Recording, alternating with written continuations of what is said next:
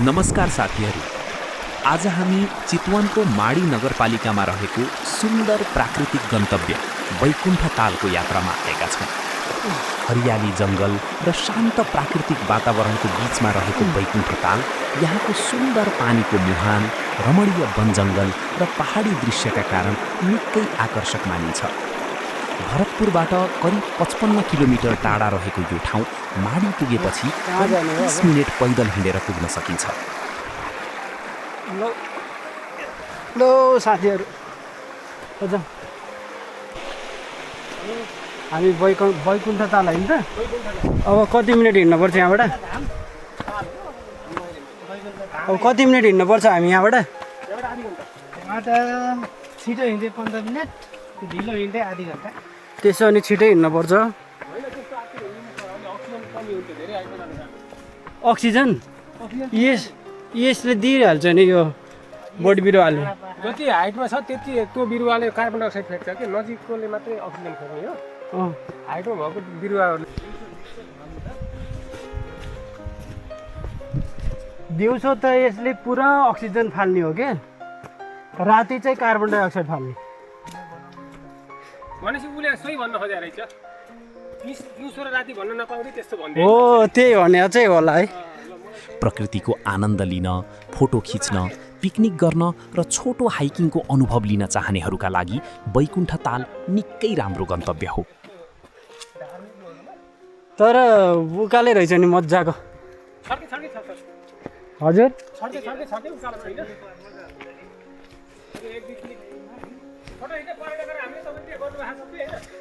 यो फुच्चेले गर।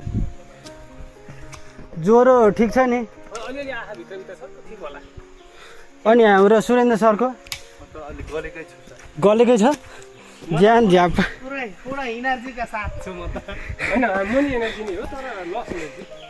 ज्यान हेर्दा त झ्याप। चितवन राष्ट्रिय निकुञ्ज नजिकैको माडी क्षेत्रमा पर्ने भएकाले यहाँको प्राकृतिक वातावरण अझ विशेष र मनमोहक देखिन्छ। फर्किँदाखेरि चाहिँ वास्तवमै सजिलो हुन्छ क्या है? कताको? अनि ताल त तलै खाल्टोमा त हुन्छ नि है?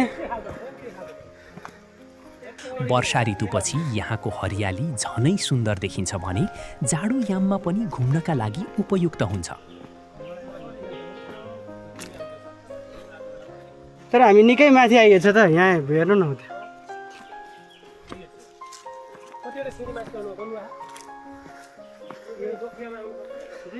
त्यो चाहिँ गर्नुपर्छ है सुरेन्द्र सर। यो बिचमा चाहिँ यो आराम गर्ने ठाउँ रहेछ। फोहोर नफाल्ने ठाउँ। यो जङ्गलमा जनावर होला कि नहोला? सबै त्यो पुच्छरवाला जनावर हो कि? ए यसमा त बियरको बोतल पनि रहेछ। बियरको बोतल। बाटो चाहिँ एकदम चिप्लो जस्तो देखिनु रहेछ कि। राम्रोसँग हिँड्नु पर्यो है साथीहरू, बाटो चिप्लो हो। अब आउनुहोस् बैकुण्ठ तालको प्राकृतिक सुन्दरता र हाम्रो यात्राको अनुभव सँगै हेरौँ।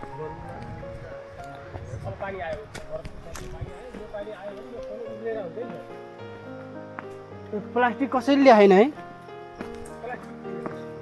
ओहो, पानी आयो भने त कसरी सेभ गर्ने त? यो बाटो पनि एकदम चिप्लो जस्तो देखिन्छ है। यहाँ पानी पर्यो भने चाहिँ धेरै चिप्लो हुन्छ कि।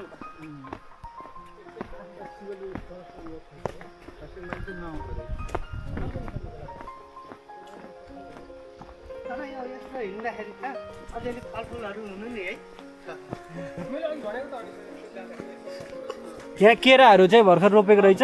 फलफुलहरू पर्छ कि टिपेर खाने क्या त, ल्याउने टिपेर खाने। अम्बा त भगवान् ल ताल त आइसकेछ त। ल यी धेरै समय लागेन। ल बैकुण्ठ ताल।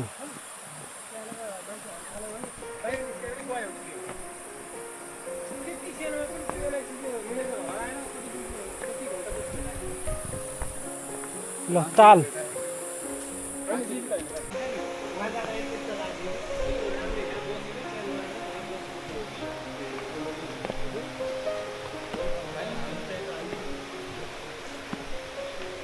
राम मन्दिर यो पहिलेदेखिको हो कि के हो?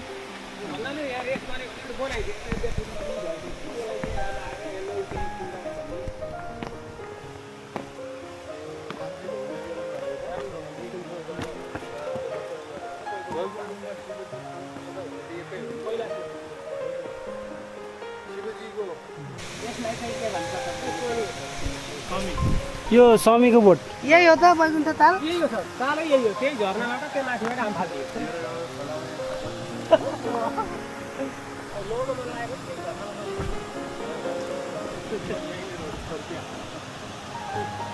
ल बैकुण्ठको ताल तर त्यो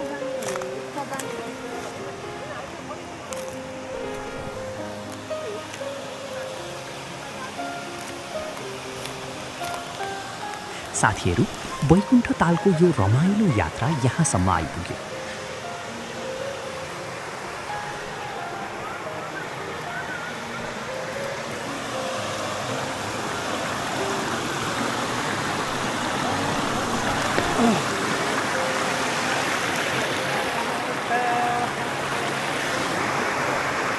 ल यो बैकुण्ठ ताल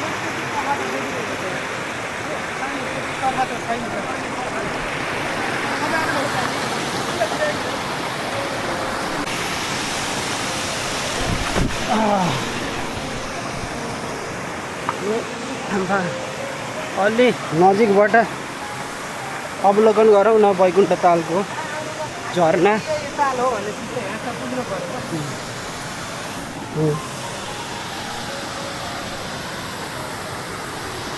पुग्नु पर्यो ल सर ल टेक्नु छ, टेक्नु हाल्नु न त्यहाँनिर त झ्याप्पै यहाँ हाल्नु न। म हालिहाल्छु। हाल्नु त हाल्नु। त्यहाँसम्म पुग्यो त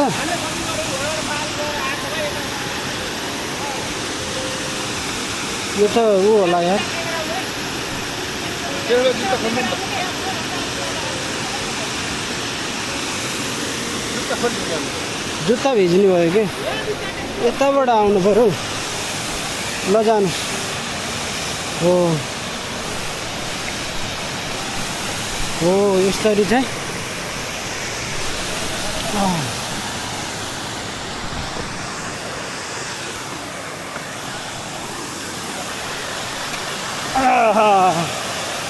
लौ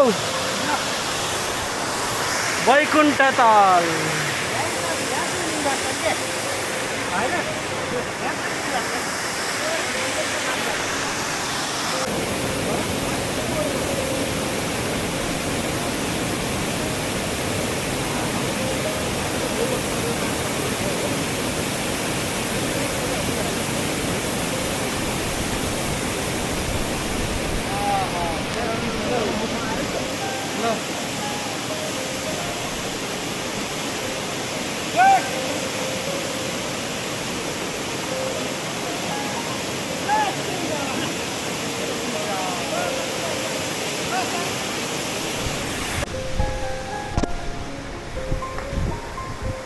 बैकुण्ठ ताल हेरेर अब फर्कियो है। पानी पनि आउँदैछ त्यहाँ त्यताबाट तुफान। भएकोले पौडी खेल्न लाइफ ज्याकेट लिएर मात्र पौडी 40 फिट रहेछ। 40 फिट गएर रहेछ नि त यो।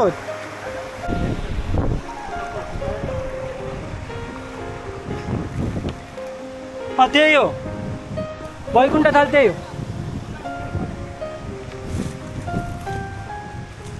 ल सधैँ गाह्रै रहेछ है।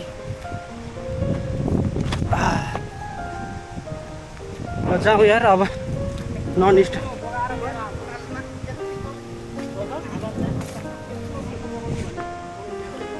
ल अब फर्क्यौँ हामीले।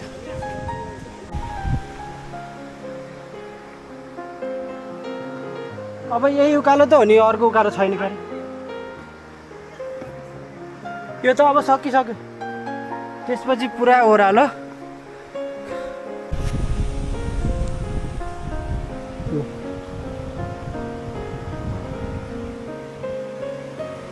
सिद्धेश्वर मन्दिर।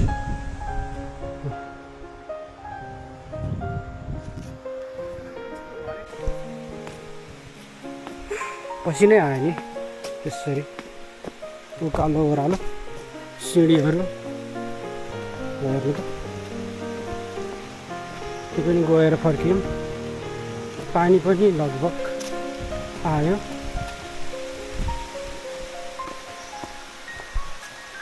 बैकुण्ठ ताल जानको लागि यो पार्किङ हो, हेर्न सक्नुहुन्छ बाटो। यो पार्किङ, हाम्रो गाडी त्यहाँ छ। यसरी चाहिँ हामी बैकुण्ठ तालतिर पुगेर आयौँ। टाढै छ यहाँनिर झर्नी चाहिँ। त्यो खोला बढ्यो भने तर्न सकिन्न होला, अहिलेसम्म बढेको त छैन।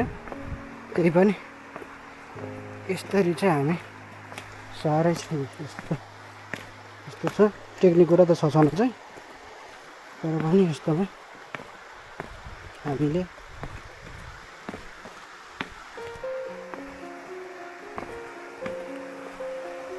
खोला बढेको छ कि जस्तो लाएर हेरेको रहन्छ।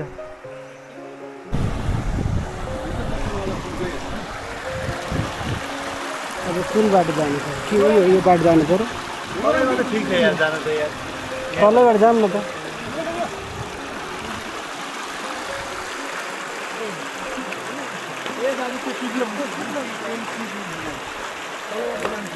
तलैबाट जान्छु यार म त। यहाँ शिव मन्दिर रहेछ, शिवको मूर्ति।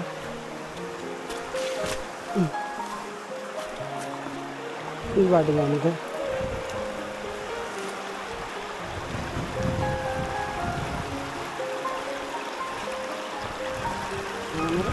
ठिक होला, ठिकै हुन्छ। यहाँ उफ्रेर गयो, यताबाट यसमा जानु पर्यो। त्यसपछि त आइ नै गयो नि। ल आइयो। ए तपाईँको चुल्नु डुब्यो।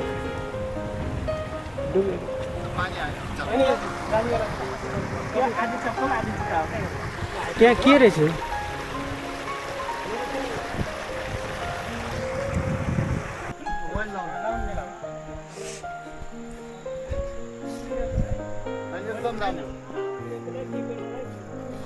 ठिक छ, ठिक छ।